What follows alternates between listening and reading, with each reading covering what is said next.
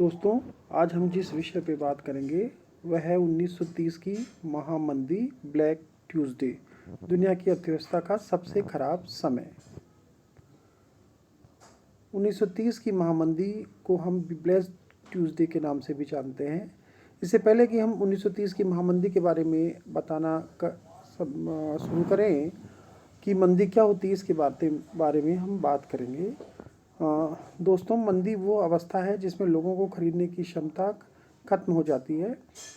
दुकानों पर सामान अनबिका रह जाता है, यानी बिकता नहीं है, और इस तरह डिमांड खत्म हो जाती है। और डिमांड खत्म होने से फैक्ट्रियां भी बंद होने लगती है और लोगों के रोज़गार खत्म होने लगते हैं। जब भी मंदी की बात होती है तो सबसे पहले नाम आता है 1930 की आर्थिक मंदी, और उसी से लोग तुलना भी करने लगते हैं। तो हम सबसे पहले ये जानने का प्रयास करते हैं कि मंदी 1930 की थी कैसी। उसकी शुरुआत अमेरिका से हुई, जिसमें सारी दुनिया को इस चपेट में ले लिया। 1923 में अमेरिका का शेयर बाजार बढ़ना शुरू हुआ और ये 1929 तक आते आते स्थिरता के संकेत बाजार ने देने शुरू किए, और 24 अक्टूबर 1929 को बाजार का जो बुलबुला है वो आखिर फूट गया। एक दिन में करीब $5,000 का सफाया हो गया और अगले भी दिन बाजार का गिरना जारी रहा। 29 अक्टूबर 1929 की अमेरिकी शेयर बाजार फिर लुढ़का और $14 अरब का नुकसान दर्ज किया। बाजार बंद होने तक 12% की गिरावट दर्ज हो चुकी थी।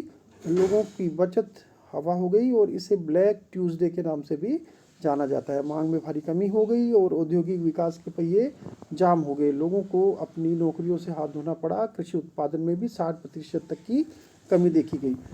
जुलाई 1932 तक यह सिलसिला जारी रहा, और जब शेयर बाजार 1929 के चरम से 89% तक नीचे आ चुका था, और इस शेयर बाजार को संभलने में कई वर्षों लगे। अब सबसे पहले हम समझते हैं कि इसका कारण क्या रहा महामंदी का। 1930 की महामंदी का कोई एक विशेष कारण नहीं था, लेकिन बैंकों की विफलता होना और शेयर बाजार की भारी गिरावट के प्रमुख कारण माना इसका जाता है, जिससे शेयरधारकों को करीबन $40 अरब का नुकसान हुआ। अमेरिकी शेयर बाजारों में गिरावट का इतना मनोवैज्ञानिक असर पड़ा कि वहाँ के लोगों ने अपने खर्चों में 10% तक की कमी कर दी, जिससे मांग प्रभावित हुई और लोगों ने खरीदारी बंद कर दी, जिससे कंपनियां बंद हो गई और लोगों की नौकरियां जाने लगी।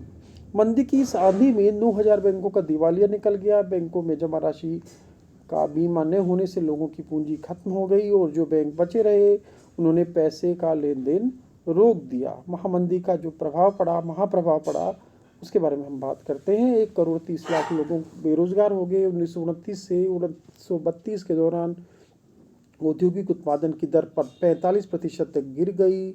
1929 से 1932 के दौरान आवास निर्माण की दर में 80% तक की कमी हो गई। इस दौरान 5,000 से अधिक बैंक बंद हो गए। प्रमुख परिवर्तन क्या हुए? साम्यवाद के प्रति लोगों का रुझान बढ़ा, फासीवाद को बढ़ावा मिला, शस्त्र अर्थव्यवस्था का उदय हुआ और पूंजीवाद और अधिक मजबूत हुआ।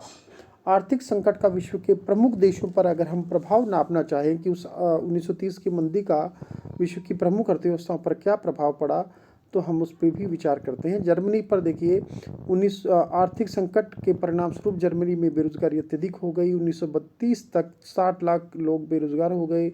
इससे जर्मनी के बाहरी जो गणतंत्र की स्थिति दुर्लभ हो गई और हिटलर इसका फायदा उठाकर सत्ता में आ गया। इस कारण आर्थिक मंदी में जर्मनी में नाजीवाद शासन स्थापित हो गया। तो ये एक बहुत महत्वपूर्ण राजनीतिक प्रभाव आर्थिक मंदी का हमें विश्व के राष्ट्रों पे देखने को मिला।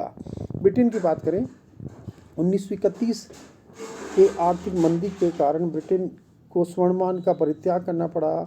सरकार ने सोने का निर्यात बंद कर दिया। सरकार की आर्थिक स्थिरीकरण की नीति अपनाई। इससे आर्थिक मंदी से उबरने में ब्रिटेन को मदद मिलेगी।